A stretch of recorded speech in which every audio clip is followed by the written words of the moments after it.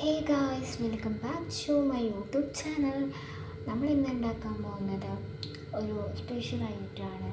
I think എന്താ പറയുക, soybean വെച്ചിട്ട് നമ്മളൊരു ബീഫ് കറി പോലെ ചെയ്യാൻ പോവാം. അപ്പം പരീക്ഷണമാണ്.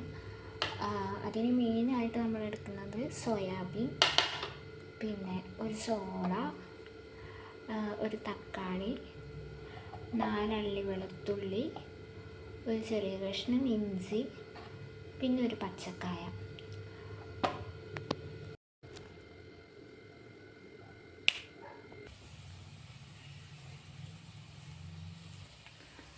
പൊടികളായിട്ട് എടുത്തിരിക്കുന്നത് കുരുമുളക്, മഞ്ഞൾപ്പൊടി, ഗരം മസാല, പിന്നെ ഇറച്ചി മസാല, മുളക് പൊടി, മല്ലിപ്പൊടി,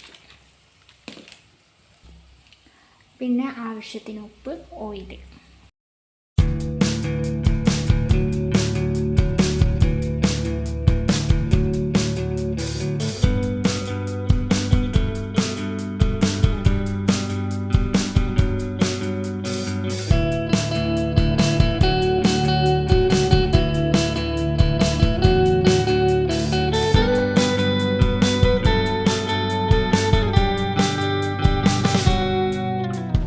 How long can you